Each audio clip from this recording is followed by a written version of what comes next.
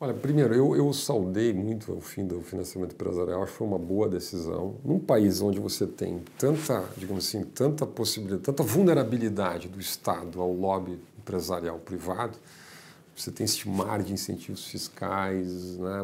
Nós somos o país do crony capitalismo, né? Do capitalismo de compadres, né? O economista Marcos Lisboa, aqui do INSPER, chama de país da meia entrada, né? Onde todos os setores têm um pequeno regime fiscal especial. Você tem desde a Zona Franca de Manaus até o sistema automotivo, você tem lobbies estruturados, que é legítimo numa democracia, mas você tem estados mais e menos vulneráveis. O Brasil é um estado altamente vulnerável e com uma presença forte na economia. Nós temos um dos maiores bancos de fomento e financiamento do mundo, que é o BNDES, né? Então, quer dizer, você nesse tipo de estado, que é altamente interventor, altamente regulador, altamente presente na economia, você acoplar o financiamento empresarial de campanha, é muito natural, muito previsível que você termine em casos como o JBS da vida e outros, né, de empresas que capturam o Estado, né, financiam 200 políticos no Congresso Nacional e assim por diante. Então, é positivo isso, né, mas isso é uma parte do problema apenas. Né? O que o Brasil fez, em nome da ideia de oferecer mais equidade, né, no acesso ao poder político, capacidade de fazer política, participar da democracia, nós aprovamos o Fundo de Financiamento eleitoral, né, 1.700 bi, etc., foi aprovado no Congresso rapidamente. O que está acontecendo neste país muito estranho que é o Brasil? Esse recurso acabou concentrado. Né, os partidos estão oferecendo entre 1,5 milhão, 2 milhões para deputados que já têm mandato, para ou que os parlamentares permaneçam nos seus partidos ou que mudem de partido. Nós tivemos uma janela partidária recentemente, foi um mês de janela partidária, houve um mercado na Câmara de Deputados, né, onde um financiamento para uma campanha ia até 2 milhões de reais, sendo que o teto é 2,5 milhões. Mas você imagina, um deputado federal no Brasil, que já tem mandato, ele tem até 25 assessores, ele tem acesso a 15 milhões e 300 mil em emendas parlamentares individuais, que ele distribui para suas bases, municípios, etc., fazendo investimentos. Né? Ele tem toda a visibilidade, toda a estrutura que um gabinete dá para fazer política. Né? E, além disso, ele ainda recebe 2 milhões de reais para fazer campanha. Como é que renova a política? Né? Como é que você dá espaço para a entrada de novas lideranças, para arejar a política brasileira? Né? Então, quer dizer, o custo de entrada na democracia brasileira é muito alto. Por isso que a renovação é baixa no Brasil. Né? E muita gente boa no mercado, a sociedade civil que podia ir para a política, não vai. Simplesmente as condições competitivas são muito desvantajosas. Né? Eu diria assim, a tendência, portanto, por incrível que pareça, com o financiamento público de campanha, né, é que nós tenhamos uma taxa de renovação menor, pelo menos menor do que nós imaginávamos, né, do que aparece, digamos, no debate público. Que pese existem muitos movimentos de renovação, né, você pega assim, Renova Brasil, você pega o Movimento Agora, você tem muitos movimentos novos que surgiram, com movimentos de rua, todas essas mobilizações que vêm no Brasil desde 2013, né, que refletem um novo momento da democracia, não só no Brasil, no mundo inteiro, quer dizer, as redes sociais. Quer dizer, existe hoje uma nova forma de organização da sociedade, mais direta, mais focada em redes, menos programática, mais efêmera, mais líquida, para usar uma expressão do Zygmunt Bauman, que ainda não foi totalmente decodificada, digamos assim, pela ciência política. Né? Talvez nunca seja. Certo? Mas as instituições tradicionais da democracia liberal, quer dizer, os partidos, o parlamento, a imprensa tradicional, os próprios sindicatos, perderam força. Né? Ou seja, a política perdeu uma certa racionalidade, digamos, né? Porque ela perdeu seus filtros. Né? Eu digo sempre, há 30 anos atrás, para participar do debate público, alguém tinha que escrever uma carta para um jornal, ou participar de um partido, ou imprimir um panfleto e distribuir numa parada de ônibus. Né? Eu sempre dou um depoimento pessoal. A primeira vez que eu decidi participar do debate, eu escrevi uma carta para o meu jornal lá da cidade, que era Zero Hora. Eu precisava esperar uma semana para a carta ser publicada. Tinha um editor que fazia o filtro. Né? Hoje o filtro explodiu.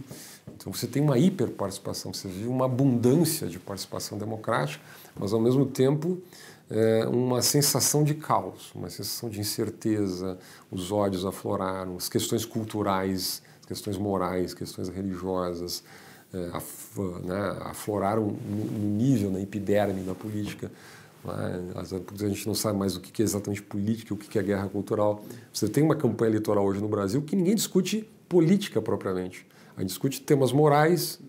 Você tem os candidatos que lideram, Joaquim Barbosa, nesse momento pelo menos, nós estamos falando aqui início de maio, Você tem Joaquim Barbosa, Marina Silva e Jair Bolsonaro, e aqui sem juízo de mérito nenhum, são candidatos descolados do sistema partidário, em grande medida, e que muito pouco estão fazendo discussões programáticas. O que vai fazer com a Previdência, o que vai fazer com o déficit primário do país, o que vai fazer com as chamadas reformas estruturais. Quer dizer, se discute muito pouco as questões reais do país hoje. E isso é um reflexo de que a guerra cultural, a guerra das redes sociais, acabou tomando uma dimensão na democracia que não se esperava. Questão de 15, 20 anos atrás. Se esperava que a internet politizaria, traria mais informação, permitiria o debate. Se falava da ágora digital, da sociedade civil mundial.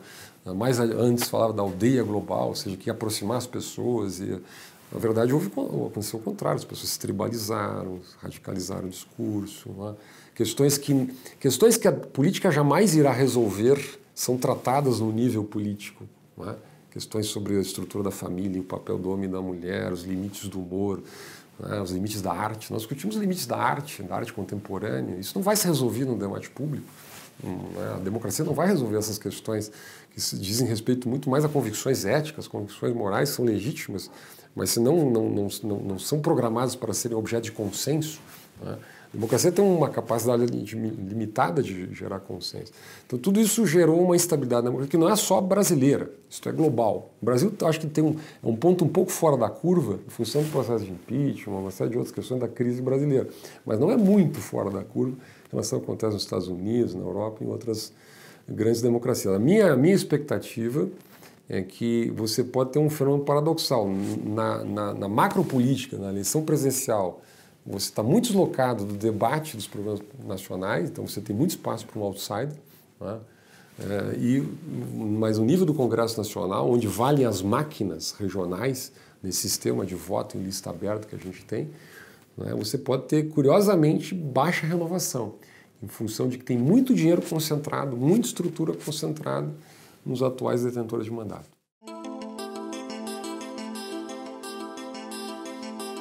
Aí tem um duplo movimento, Por um lado, o Supremo Tribunal, em grande medida, ele preenche um vácuo deixado pelo sistema político. Agora a gente viu isso no tema do Fórum Privilegiado, que não terminou ainda.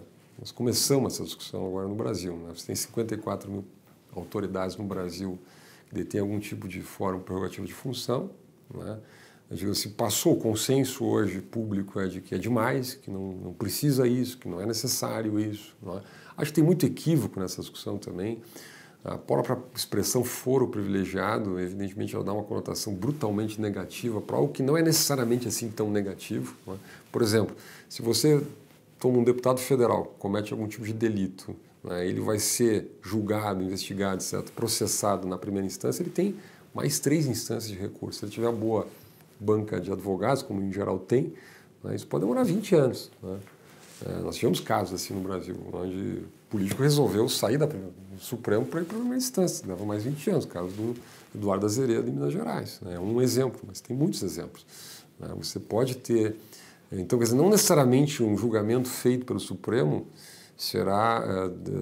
produzirá mais ou menos impunidade. Mas é só um exemplo para Deus o seguinte, o Congresso arrastou essa discussão, isso foi votado no Senado, depois não foi votado na Câmara. Agora, recentemente, quando o Supremo tomou a iniciativa, a Câmara dos Deputados tomou tardiamente a iniciativa de criar a comissão especial, mas que não vai dar em nada, em função de que tem intervenção no janeiro, não pode votar PEC, então isso vai ficar para a próxima legislatura.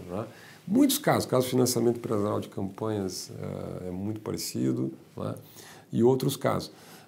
Isso é ruim na minha visão. Quer dizer, uma Suprema Corte, na minha visão, deveria se bastar a respeitar a lei, atentar para o que está escrito na Constituição. Interpretar é verdade, porque as palavras muitas vezes não exigem algum nível de interpretação, mas é uma interpretação, digamos assim, com uma amplitude muito limitada. No caso do Fórum Prerrogativo de Função, o Supremo funcionou como uma mini Assembleia Constituinte. Ele criou legislação. Esta ideia do direito alternativo, do direito da interpretação, da subjetivação do direito, na minha visão, hoje é não apenas algo que ocorre no nível do Supremo, mas no judiciário brasileiro. Né? A questão das prisões cautelares. Nós tivemos um caso, na minha opinião, muito sério no Brasil, que foi a prisão do ex-reitor falecido, né, da Universidade Federal de Santa Catarina. Né? Que não se trata de acusar ninguém, nem jogar nenhum tipo de desconfiança em relação, mas acho que parte de uma concepção do direito. Né? Muito flexível, muito subjetiva, baseada em convicções, em provas frágeis, né, que podem levar a um desfecho trágico, né, porque destroem a vida de pessoas. Né. Então, acho que nós tivemos o caso do André Esteves, né, e outros casos no Brasil, né, que eu acho que deve ser matéria de reflexão para a sociedade, para o sistema jurídico, etc. É verdade, precisa se combater a impunidade, mas é preciso fazer isso de tal maneira a preservar direitos, a preservar o devido processo, contraditório, tomar cuidado, digamos assim, inclusive com a potência que hoje são as redes sociais, o impacto que isso tem na vida das pessoas. Né?